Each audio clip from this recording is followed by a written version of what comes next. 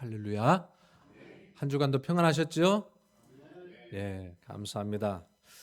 우리가 계속 히브리서 11장 믿음의 선진들의 이야기를 우리가 함께 살펴보고 있습니다. 믿음이 무엇인가라는 정의를 내리고 그 믿음에 대해서 구체적인 삶을 살아간 그 선진들의 이야기를 살펴보는데, 지난주에 이어서 오늘도 아브라함의 이야기입니다.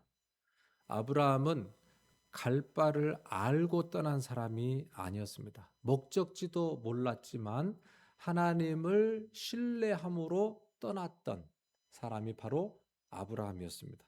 그래서 지난주 우리가 붙들었던 결론은, 믿음이라는 것은 머리에 이해가 되고 뭘 봐서 떠나는 것이 아니라, 다 알 수 없어도, 다 손에 쥐어지지 않아도 하나님의 신실하심을 의지하여 나아가는 것이 믿음이다.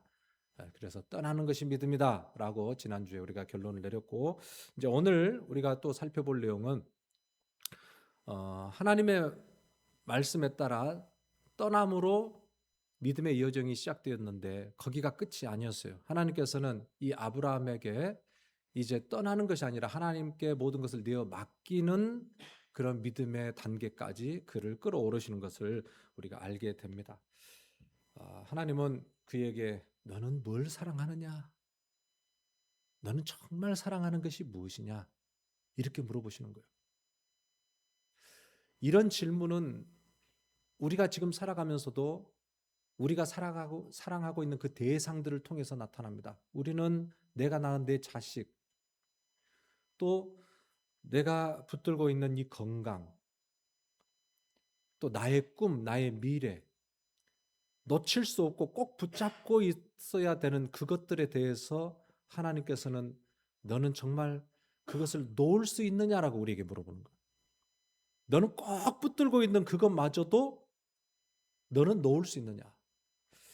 오늘 믿음이라고 하는 것은 하나님께 내어 맡기는 데까지 나아가는 것이 믿음인데, 오늘 그런 측면에서 우리가 한번 신앙을 생각해 보면, 우리는 입술로는 하나님 사랑합니다, 모든 것을 다 내어 맡깁니다, 우리는 그렇게 이야기를 해요. 그런데 실제로 우리는 기도를 하면서도 우리는 끝까지 염려, 걱정, 근심에 붙들려 살아갑니다. 우리는 이렇게 예배를 해요. 하나님 살아 계시다 그래요. 그런데 우리는 돌아서서 여전히 우리의 미래에 대해서 내 뜻대로 통제하려고 애를 쓰는 이 모습들을 우리가 바라보거든요. 그래서 오늘 이 아브라함의 이 믿음의 모습을 통해서 하나님이 우리의 믿음의 수준이 어느 곳까지 이렇게 나아가기를 원하시는지, 그 우리의 믿음의 여정을 한번 믿음의 눈으로 한번 살펴봤으면 좋겠습니다. 자, 오늘 아브라함의 이야기를 우리가 이제 이렇게 읽고 있는데, 아브라함의 이야기보다 먼저 오늘 우리가 읽었던 이야기는 사라에 관한 이야기예요. 사라. 11절에 보면 이렇게 이야기를 했습니다. 믿음으로 사라 자신도 나이가 많아 단산하였으나 잉태할 수 있는 힘을 얻었으니 이는 약속하신 일을 미쁘신 줄 알았음이라 그랬습니다. 자, 여기서 사라를 어떻게 표현했습니까? 나이가 많아 단산하였으나, 단산하였다는 것은 생명을 출산할 수 없는 몸이 되었다라는 거예요. 이제 출산에 대한 가능성은 제로다, 끝났다라는 거예요. 아브라함은 100세 때, 그리고 사라는 90세에 아들을 낳았잖아요. 그러니까 그 상태를 이렇게 봤을 때 보면 정말로 불가능한 상태요. 이런 상태에서 어떻게 아들을 낳을 수 있느냐? 많은 사람들은 이제 끝이다, 더 이상 희망을 갖는 것은 의미가 없다라고 이야기할 만한 그런 상황이에요. 그런데 하나님은 인간들이 다 끝이다, 안 된다, 할 수 없다라고 하는 그 시점에서부터 하나님은 일을 하기 시작한다는 것을 우리에게 보여주고 있어요. 믿음은 사람들이 안 된다, 불가능하다, 이제 아무것도 할 수 없다라는 그 시점에서부터 하나님이 어떻게 일하시는지를 바라보는 것이 믿음이에요. 그래서 어떻게 하나님이 일하시느냐를 보니까, 금방 우리가 읽었던 이 말씀 제가 밑줄을 쳐놨는데, 약속하신 일을 미쁘신 줄 알았음이라 라는 이 구절을 보세요. 약속하신 일을 미쁘신 줄 알았다. 미쁘다는 단어가 뭔 뜻일까요? 미쁘다. 미쁘다는 뜻은 믿다라는 의미죠. 믿다. 신뢰하다. 신실하다라는 의미예요. 사라는 하나님의 그 약속을 어떻게 해요? 신실하다라고 믿었다는 거예요. 하나님의 약속을 믿는 것보다 이 약속을 주신 하나님의 신실하심을 붙들었다. 비슷한 것 같지만 결이 다릅니다. 믿음이 무엇이냐고 할 때 믿음은 하나님의 전능하심을 믿는 것만 믿음이 아닙니다. 더 나아가서 그 전능하신 하나님이 어떻게 신실하게 그의 전능하심을 내 삶 속에 적용하시느냐, 그걸 믿는 데까지 나아가는 것이 진정한 믿음이죠. 우리는 하나님은 전능하십니다라고 이야기를 합니다. 하나님 살아 계신다고 이야기해요. 그런데 우리는 병원에서 전혀 예상하지 못했던 진단서를 딱 받아들게 되면, 우리 자녀들의 앞길이 정말로 갑갑하게 딱 막히게 되면 우리는 절망하게 됩니다. 전능하신 하나님과 상관없는 삶을 살아갑니다. 우리는 입술로는 이야기해요. 하나님은 말씀으로 천지를 창조하셨다고. 그리고 하나님은 지금도 1.1획도 변함없이 그 하나님의 말씀을 성취하고 계시고 우리의 역사 속에 개입하셔서 하나님의 뜻을 완전히 이루어가고 계시는 신실하시고 전능하신 하나님이라고 말로는 고백해요. 그런데 문제는 그 하나님이 지금 내 삶 속에도 그렇게 역사하고 계심을 믿느냐라는 거예요. 그래서 오늘 믿음은 그런 하나님을 우리가 믿는다에 그치지 아니하고 그 약속하신 하나님이 실제로 내 삶 속에도, 실제로 아무것도 할 수 없는 내 상황과 환경 속에서도 하나님께서 반드시 일하실 수 있다라는 것을 믿음으로 받아들일 수 있느냐, 여기까지 나아가기를 주님은 원하신다. 우리가 잘 아는 그 Amazing Grace라는 찬양 있잖아요. 나 같은 죄인 살리신, 세계적으로 유명한 그런 음악이고 찬송가인데 존 뉴턴이라는 분이 이 가사를 썼잖아요. 존 뉴턴이. 근데 이분이 이제 어 그 흑인들을 잡아다가 그렇게 노예로 팔아먹었던 그런 사람인데 결국은 예수님 만나서 그가 변화되고 나중에는 목회자가 됩니다. 그 한평생 은혜로운 목회를 하고 그가 이제 마지막 이제 돌아가실 때가 되었는데 기억력이 점점 희미해지는 거예요. 눈도 이제 앞에 보이지 않는 거예요. 그를 사랑했던 모든 성도들이 와서 걱정을 하고 있으니 그가 그 성도들에게 이렇게 이야기를 했습니다. 나의 기억력은 다 끝나버리고 나의 시력은 다 보이지 않아도 괜찮습니다. 그러나 내가 잊지 못하는 두 가지 사실이 있습니다. 하나는 내가 지독한 죄인이라는 사실과 또 다른 하나는 신실하신 예수 그리스도께서 나를 끝까지 포기하지 아니하신다는 사실입니다. 그는 끝까지 자신의 기억력이나 자신의 상태를 붙드는 것이 아니라 자신의 이 연약한 몸을 붙드시고 계시는 신실하신 하나님을 의지했다고 그가 이야기하고 있어요. 여러분, 사람은 다 늙어요. 우리의 건강은 다 이제 잃어버리고 일어서 걸어갈 수도 없는 상황이 다가옵니다. 기억력도요, 희미해집니다. 그러나 여러분, 하나님의 약속은 늙지 않아요. 하나님의 약속은 변하지 않아요. 우리의 믿음은 나의 상황이나 나의 환경에 달려있는 게 아니라 나를 붙들고 계시는 변함없은 하나님께 달려있으면 믿습니다. 그것이 바로 믿음입니다. 그 하나님을 의지하는 것이 믿음입니다. 여러분, 오늘 우리의 삶을 바라보세요. 혹시 우리의 삶 가운데 이제 모든 게 다 끝났구나, 안 되겠구나, 이런 절망 가운데 있는 분이 계시다면 오늘 이 아브라함의 상황 속에서도 하나님이 하나님의 놀라운 신실하심을 보여주신 이 믿음을 기억해 보시기 바랍니다. 그래서 아브라함의 이야기를 지금 쭉 이렇게 하고 있는데 아브라함의 이야기를 하기 전에 지금 사라의 이야기를 등장을 시켰잖아요. 사라의 이야기. 자, 이 사라의 이야기를 앞에 적어 놓았던 이유가 무엇인가 한번 생각을 해보면 물론 역사적인 순서가 사라의 이야기 다음에 아브라함이 이삭을 바치는 순서적으로는 그렇게 되니까 기록을 했다라고 볼 수 있지만 더 중요한 의미가 있다고 생각해요. 그게 뭐냐? 아브라함의 믿음이 지금 어떻게 성장하고 자라가고 있는지를 히브리서 기자가 믿음의 눈으로 지금 기록하고 있는 것이에요.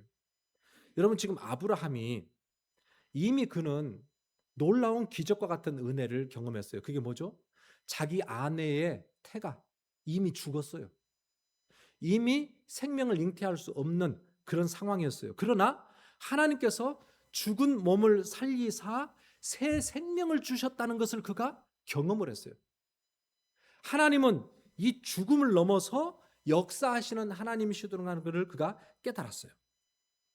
그 깨달음이 있었기 때문에 오늘 아브라함은 자신의 아들 이삭을 모리아 산에서 하나님께 바칠 수 있을 만큼 그 믿음의 순간까지 올라갈 수 있었다라는 거예요. 자, 그래서 히브리서 11장 19절에 이렇게 이야기를 하고 있습니다. 함께 읽어봅니다. 시작. 그가 하나님이 능히 이삭을 죽은 자 가운데서 다시 살리실 줄로 생각한지라. 아멘. 하나님이 능히 이삭을 죽은 자 가운데서 다시 살리실 줄로 생각한지라. 이미 사라의 죽었던 몸에서 새 생명을 잉태케 하신 그 하나님을 그가 기억해 보면서 하나님은 능히 죽은 이삭이라도 살릴 수 있을 수 있는 생명력 있는 하나님이시다라는 것을 그가 생각을 했다는 거예요. 생각을 했다. 여기서 생각한지다라는 이 단어가 헬라어로 보면 로기조마이라는 단어예요. 로기조마이라는 단어는 회계 장부를 쓸 때 아주 정확하다, 빈틈이 없이 딱 맞다라는 정확하게 계산을 하다, 확정됐다라는 의미가 로기조마이라는 단어인데 여기서 그렇게 생각했어요. 하나님이 능히 이삭을 죽은 자 가운데서 다시 살리실 것을 아브라함이 다 생각을 해보고 계산을 해보고 확정을 지었다라는 그런 의미예요. 그러니까 이 아브라함이 자기 아들을 이 모리아에 가가지고 칼로 잡아서 번제로 드리는 순간까지 그가 나갔잖아요. 그러니까 이걸 보면 아브라함이 정말로 대책 없는 사람이 아닌가. 근거 없이 그냥 하나님 말씀하시니까 그렇게 하나님께 나아간 사람처럼 보일 수도 있지만 오늘 보면 그게 아니라 아브라함은 철저하게 생각하고 철저하게 계산을 하고 그 순간까지 나아갔다는 거예요. 이게 믿음의 계산이에요. 생각한지라 로기조마이, 생각을 하고 그 믿음의 순간까지 나아갔어요. 어떤 생각이었을까요?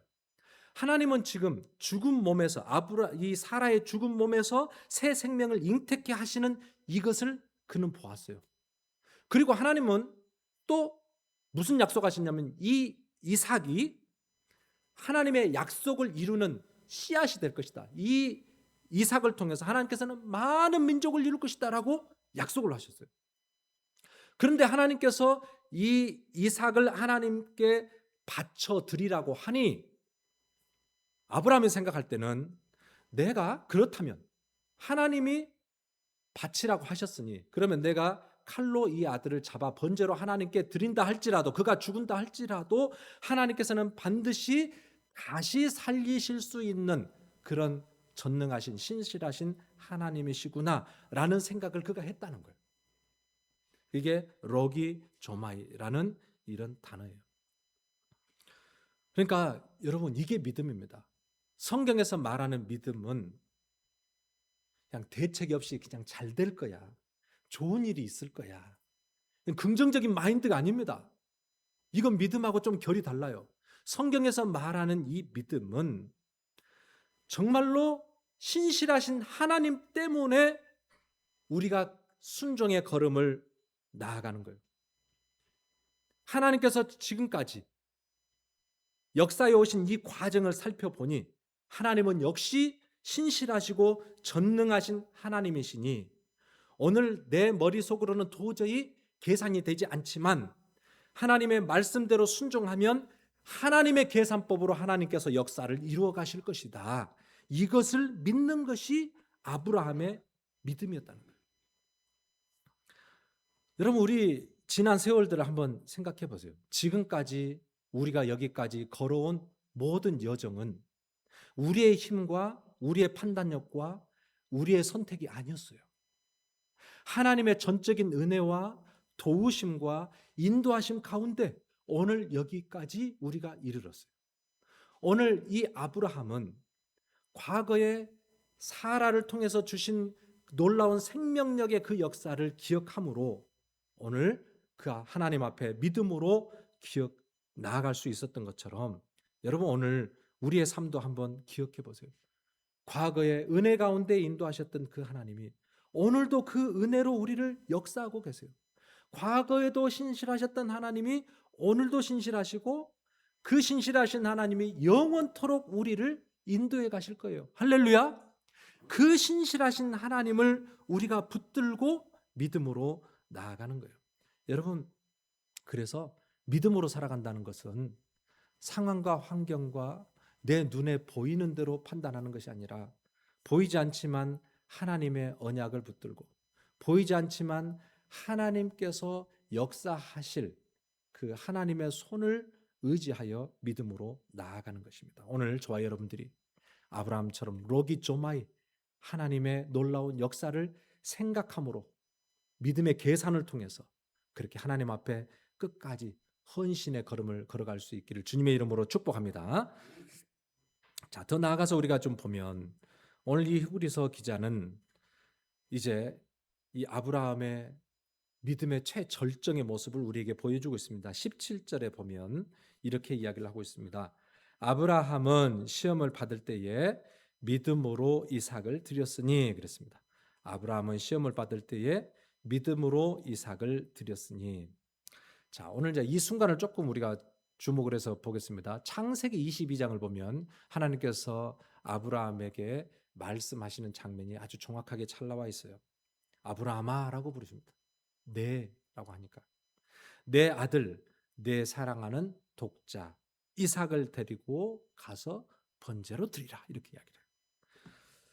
자, 하나님께서 그냥 이삭을 드리라 이렇게도 되는데 내 독자, 내 사랑하는 아들 이삭을 번제로 드리라 이렇게 이야기를 해요.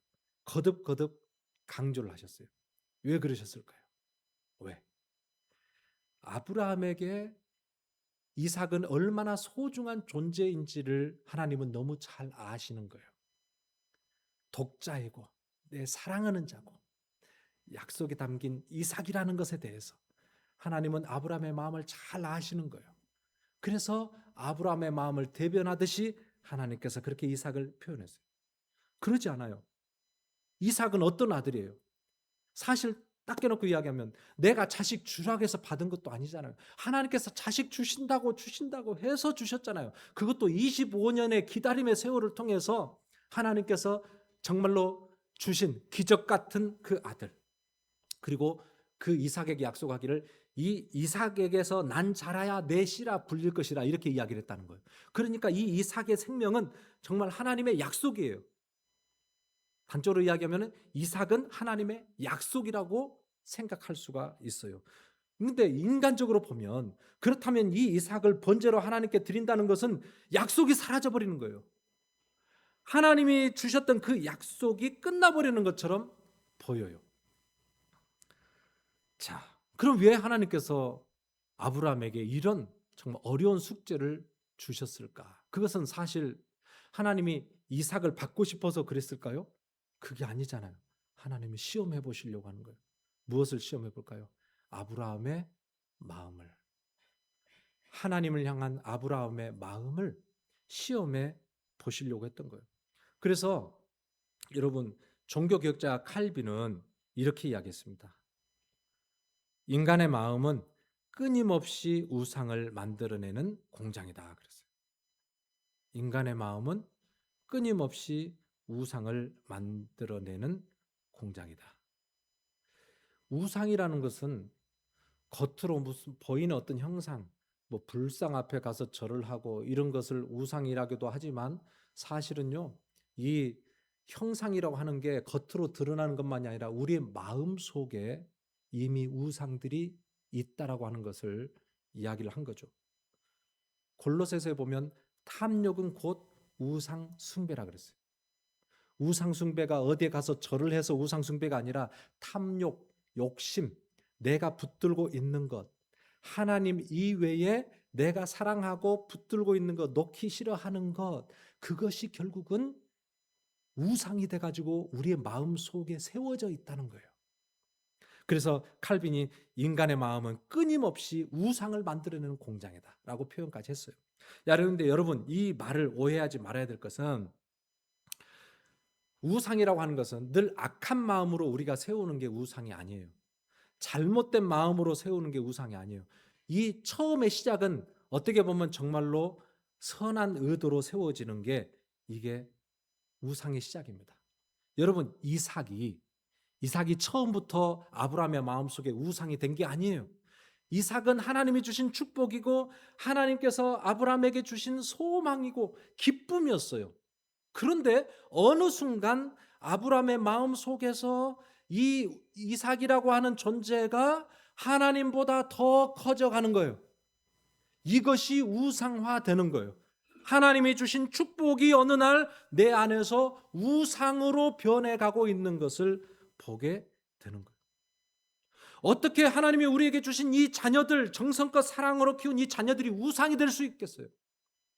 어떻게 하나님이 나에게 주신 이 기업, 충성을 다하고 내가 열심히 세워놓았던 이 기업이 어떻게 우상이 될 수 있겠어요? 여러분, 정말로 우리가 사랑하고 아끼고 소중히 여겼던 거리예요. 그런데 여러분, 잘 보셔야 돼요. 이것들이 어느 순간 우리의 마음 속에서 하나님보다 더 큰 존재로 자라가게 될 수 있다는 것을 하나님은 너무너무 잘 아시는 거예요. 그래서 하나님께서 오늘 아브라함에게 네 독자, 네 사랑하는 아들 이삭을 나에게 바치라. 주실 때는 언제고 또 바치라고 하실 때는 언젠가. 하나님이 주신 축복이 우상으로 둔갑될 수 있다는 그 경고를 오늘 이 말씀을 통해서 우리에게 주고 계시다는 것을 우리는 잘 생각을 해보아야 됩니다. 그래서 이 문제를 해결하기 위해서 하나님이 주신 축복이 우상으로 둔갑되어져 가고 있는 이 아브라함의 모습을 하나님이 보시면서 이 문제를 해결하기 위해서 하나님께서 주신 것은 네가 붙들고 있는 그 사랑하는 이삭을 내 손으로 옮겨주라는 거예요. 네가 붙들고 있지 말고 나에게 맡기지 않겠니? 겉으로 보면 하나님이 이삭을 뺏어가는 것처럼 보이죠. 하나님 심술장이처럼 보이죠. 주실 때는 언제고 왜 가져가십니까? 라고 하고 싶어요. 그런데 하나님이 오늘 아브라함을 살리기 위해서 그런 거예요. 이삭에게 묶여있는 그 마음의 자락으로부터 자유함을 누리고 진정한 하나님의 백성으로 살아갈 수 있도록, 이 이삭도 아브라함의 자녀로서 남아있는 게 아니라 하나님의 자녀로서 하나님의 축복의 통로로서 살아갈 수 있도록 하나님께서 이 모든 과정을 통해서 역사하고 계신다는 것을 우리에게 보여주고 있어요. 우리가 붙들고 있으면 우리 수준의 이삭밖에 안 돼요. 그러나 우리가 이것을 하나님의 손으로 옮겨드리는 순간 하나님께서 이삭을 하나님 수준의 역사, 하나님의 수준의 삶으로 인도하여 주실 뿐만 아니라 오늘 내 안에 진정한 자유함을 주세요. 진정한 자유함을 주세요. 서로 묶이지 않고 진정한 자유함 가운데 하나님께 나아갈 수 있도록. 우리가 꼭 쥐고 있으면 그것으로 끝납니다. 하나님께 맡기지 않는 것은 잃어버려도 책임지지 않습니다. 여러분, 저 어렸을 때 동네 목욕탕을 가면 옷 갈아입는데 꼭 이런 글귀가 있었어요. 맡기지 않는 물건은 책임지지 않습니다. 맡기지 않는 물건은 책임지지 않습니다. 여러분 기억나실 거예요. 근데 여러분, 이 문구는 비단 목욕탕 안에서만 적용되는 이야기가 아니에요. 우리 인생에서도 마찬가지, 신앙 여정에도 마찬가지입니다. 하나님께 맡겨드리지 않는 것은 전적으로 내가 책임져야 돼요. 하나님께 맡겨드리는 것은 하나님이 전적으로 책임지신다는 것을 이야기하고 있어요. 내가 쥐고 있는 한 하나님은 역사하지 않습니다. 그러나 여러분, 내 손을 펴서 내가 사랑하고 내가 붙들고 있는 게 아니라 하나님 손에 우리가 이관해 드릴 때 하나님이 책임지셔요. 시편 37편에 보면 우리가 잘 아는 말씀, 너의 길을 여호와께 맡기라. 저를 의지하면 저가 이루시고. 너의 길을 여호와께 맡기라. 저를 의지하면 저가 이루시고. 오늘 우리가 하나님께 맡긴다는 건 포기한다는 게 아니라 하나님께서 일하실 수 있도록, 하나님 수준의 역사가 일어날 수 있도록 우리를 하나님께 맡겨드리는 거예요. 그때부터 진정한 자유함이 있습니다. 그때부터 우리 인생의 진정한 평안을 누리게 되는 것입니다. 여러분, 오늘 이 좋으신 하나님을 신뢰함으로 우리가 붙들고 있는, 우리가 사랑하고 있는 그 이삭을 오늘 하나님께 내어 맡길 수 있기를 바랍니다. 그럴 때에 우리의 마음에 진정한 평안이 임하게 될 것이고, 그때부터 하나님의 역사가 시작되는 것을 우리가 보게 될 것입니다. 오늘 우리의 마음의 우상을 주님께 온전히 내어 맡기는 그런 은혜가 있기를 저와 여러분들에게 축복합니다. 자, 근데요, 더 나아가서 보면 창세기 22장에 그 창세기 22장의 구절 중에 이런 구절이 있어요. 3절을 보면 아브라함이 아침에 일찍이 일어나라는 표현이 있습니다. 아브라함이 아침에 일찍이 일어나. 하나님께서 아브라함에게 내 사랑하는 자녀 이삭을 나에게 바치라 이렇게 말씀해놓고 그 다음에 밤새도록 무슨 일이 있었는지를 기록하지 않고 아침에 아브라함이 일찍 일어나 이렇게 이야기를 하고 있어요. 여러분 같으면 그 밤새도록 어떤 일이 있었을 것이라고 생각합니까? 아브라함이 고온히 코를 골며 잠을 잘 수 있었을 것이라고 생각합니까? 아브라함과 사라와 무슨 대화가 있었을 것이라고 생각합니까? 얼마나 그 마음속에 번민이 있었겠어요. 성경에서는 그것을 기록하지 않습니다. 아침에 일어나 그가 짐을 지고 나아갑니다.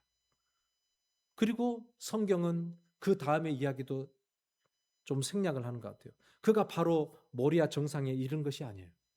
모리아 정상까지는 브엘세바에서 모리아까지는 사흘길이라는 거예요. 사흘길은 3일입니다. 3일 동안 걸어서 가야 되는 길이에요. 믿음으로 아들 이삭을 하나님께 드리고 순종하기로 결단을 했는데 그게 바로 하나님께 드리는 것이 아니라 그 길까지 3일이라는 그 길을 걸어갔어요. 여러분, 이 3일이라는 시간 얼마나 막막하고 얼마나 답답한 시간이었을까 한번 생각해 보세요. 저도 이렇게 신앙생활 하면서 또 사랑하는 성도들의 삶을 이렇게 보고 이야기 들으면서 정말 우리를 어렵게 하는 것은 우리의 삶에 벌어지는 문제가 아닌 것 같아요.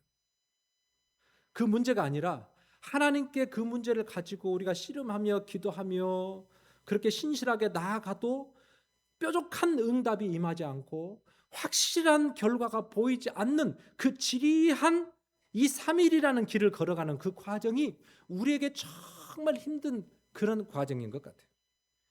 기도해도 응답이 없어. 순종한다고 그 좁은 길을 남들이 가지 않는 그 믿음의 길을 나는 걸어가고 있는데 그 길 동안 나에게 응답이 없는 것 같아요. 보여지지 않는 것 같아요.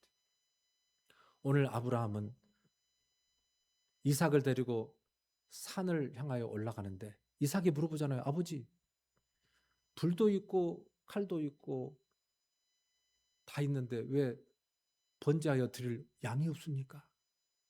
얼마나 아버지로서 여러분 마음이 아프고 정말 아쉬웠겠습니까? 그 순간이. 그런데요, 여러분, 이 아브라함을 가만히 보면 그 3일 동안의 과정은 어쩌면 하나님께서 아브라함의 마음속에서 이미 자식 이삭을 하나님께 번제로 드린 시간이에요. 그 모리아산에 가서 칼을 들어서 번제로 드리려고 친 것이 아니라 이미 그는 마음속에서 자식을 하나님께 드렸어요. 그리고 자식을 하나님께 드릴 뿐만 아니라 그 드렸던 그 마음속에 하나님과 더 깊은 은혜를 누리며 그가 걸어갔을 것이다. 이렇게 생각을 합니다. 여러분, 우리가 신앙생활은 어쩌면 이 사흘길이라고 생각이 들어요. 아브라함처럼 그가 믿음으로 결단하고 걸어가는 그 믿음의 길. 그러나 그 믿음의 길 속에 뭔가 눈에 보이지 않고 뭔가 내 손에 잡히지 않아요. 병상에 누워서 고통하며 신음할 때 우리 인생에 어떤 관계에 어려움이 있어서 정말로 밤잠을 자지 못하고 고통스러울 때, 여러분 우리 삶에 정말 믿음으로 내가 순종하고 헌신하고 봉사의 삶을 살아가지만 그럼에도 불구하고 아무도 몰라주고 오히려 더 힘든 그런 여정을 우리가 경험하게 될 때, 여러분 그것이 바로 우리가 침묵 속에서 아브라함이 걸어갔던 모리아까지의 그 사흘길인 것 같아요. 그런데 여러분 이 사흘길은 정말 하나님이 은혜를 주시는 은혜의 길입니다. 여러분 아브라함이 그 침묵의 사흘길을 그가 잘 걸어가고 있었을 때 하나님께서는 아브라함에게 뭘 준비하셨죠? 수풀에 걸린 한 수양을 준비하셨어요. 그 끝에 그가 하나님께 드리려고 했던 그 이삭이 아닌 하나님이 준비하셨던 완전한 어린 양을 준비해 놓고 계셨어요. 그 과정은 여러분 그냥 허투루 지나가는 시간들이 아니라 하나님께서 하나님의 완전하심을 보여주시는 그 은혜의 여정이라는 것을 오늘 아브라함이 우리에게 보여주고 있습니다. 여러분 우리의 인생의 신앙의 생활이 어쩌면 꼭 이런 것 같아요. 안개 속 같아요. 얼른 손에 보여지지 않고 지어지지 않고 얼른 응답이 없는 것 같아요. 여러분 그러나 낙심하지 마세요. 이 은혜의 사흘길을 걸어간 후에 하나님께서는 완전하신 하나님의 영광과 하나님의 하나님 되심을 보여주실 때가 있다는 거예요. 하나님은 오늘 아브라함을 불러주신 것처럼 오늘 우리 이민의 삶, 정말 가도 힘들고 고달프고 아무리 부르짖어도 응답되지 않은 것 같고 아무리 순종해도 변화되지 않는 내 삶을 바라보면서 여러분 낙심하지 마세요. 하나님은 오늘도 우리와 함께 하시고 하나님께서 이 믿음의 여정 끝에 하나님의 완전하심을 보여주실 때가 있다라고 우리에게 위로의 말씀을 주고 계십니다. 여러분 아브라함과 같이 이 사흘의 믿음의 길을 끝까지 뚜벅뚜벅 걸어갈 수 있는 저와 여러분들 되어지기를 주님의 이름으로 축복합니다. 이 아브라함을 보세요. 여러분 아브라함의 믿음이 지금 어떻게 자라가고 있는지를 하나님께서 보여주고 있어요. 아브라함이 믿음으로 언약을 붙들고 떠나서 가나안에 이르렀고, 또 하나님께서는 이 아브라함에게 모든 상황보다 더 크신 신실하신 하나님을 의지하게 만드시고, 그래서 가장 그의 소중한 것까지도 하나님께 내어드리는 이 정말 믿음의 절정의 순간까지 하나님이 그를 끌어올렸던 사실, 창세기 22장 이삭을 바친 이 사건은 여러분 여기에서 끝날 수가 없어요. 이 사건은 결국 누구를 예표해요? 우리를 위해서 이 땅에 오신 그 준비한 여호와의 일에 우리를 위해서 대신 죽어주신 예수 그리스도를 예표하고 있어요. 아브라함이 모리아산에서 이삭을 잡으려고 그 칼을 높이 쳐들고 내리치려고 하는 순간 하나님은 아브라함아 아브라함아 두 번이나 그를 부르면서 그의 손을 잡으셨어요. 그러나 예수 그리스도께서 십자가에서 우리의 모든 죄를 대신 지시고 십자가에서 죽는 순간 하나님은 그의 칼을 멈추지 않으셨어요. 하나님은 끝까지 그 진노를 자신의 아들에게 퍼부으시고 우리에게 영원한 생명을 허락하여 주셨어요. 오늘 이 아브라함이 경험했던 이 창세기 22장의 이 사건은 하나님 아버지의 마음을 보여주고 있어요. 하나님 아버지께서 그 아브라함의 마음을 통해서 우리를 사랑하시는 그 하나님의 마음을 보여주셨어요. 그래서 이 사도 바울이 이걸 이렇게 해석을 했습니다. 로마서 8장 32절 함께 읽습니다. 시작. 자기 아들을 아끼지 아니하시고 우리 모든 사람을 위하여 내어주신 이가 어찌 그 아들과 함께 모든 것을 우리에게 주시지 아니하겠느냐. 아멘. 여러분 이 말씀이 얼마나 귀중한 말씀인지 몰라요. 자기 아들을 아끼지 아니하시고 우리 모든 사람을 위하여 내어주신 이가 어찌 그 아들과 함께 모든 것을 우리에게 주시지 아니하겠느냐. 여러분 하나님께 우리의 사랑하는 것, 우리가 붙들고 있었던 이삭을 내어놓을 수밖에 없는 이유는 하나님은 가장 소중한 자신의 아들까지도 우리를 위해서 내어주셨기 때문에 그 하나님은 우리에게 모든 것을 다 맡기라라고 이야기합니다. 나는 너희들이 다 맡겨도 끝까지 신뢰할 수 있는 너희들을 위해서 내 생명을 내어놓은 하나님이다 라고 그렇게 말씀하고 있습니다. 여러분, 믿음은 떠나는 것에서 시작합니다. 그러나 그게 끝이 아닙니다. 오늘 우리가 말씀 보았던 것처럼 믿음은 하나님께 전부를 내어 맡기는 데까지 나아가야 돼요. 하나님은 오늘 우리의 신앙이 점점 성숙해지기를 원하세요. 믿음으로 우리의 삶을 지경을 떠나 십자가의 길을 걸어갈 뿐만 아니라 그 골고다의 언덕을 주님과 함께 아브라함이 걸어갔던 그 사흘 길을 함께 걸어가면서 그 좁은 길, 고난의 길이지만 우리에게 주신 하나님의 영광스러운 십자가의 부활의 능력을 경험함으로 우리가 이 길을 끝까지 걸어가도록 우리를 초청하고 있다는 것입니다. 여러분, 오늘 저와 여러분들이 오늘 하나님께서는 이 놀라운 십자가의 은혜와 부활의 그 영광까지 우리가 함께 걸어가기를 원하십니다. 여러분, 오늘 우리가 붙들고 있는 이삭이 무엇입니까? 여러분, 내가 정말로 소중히 여기고 있는 그 이삭이 무엇입니까? 하나님은 그것마저도 하나님 앞에 내어 맡길 때 하나님께서 우리의 신앙의 진정한 자유함, 기쁨, 평안을 누릴 뿐만 아니라 하나님의 역사가 시작이 된다. 하나님의 손에서 하나님 수준의 일들이 시작이 된다는 것을 우리에게 보여주고 있습니다.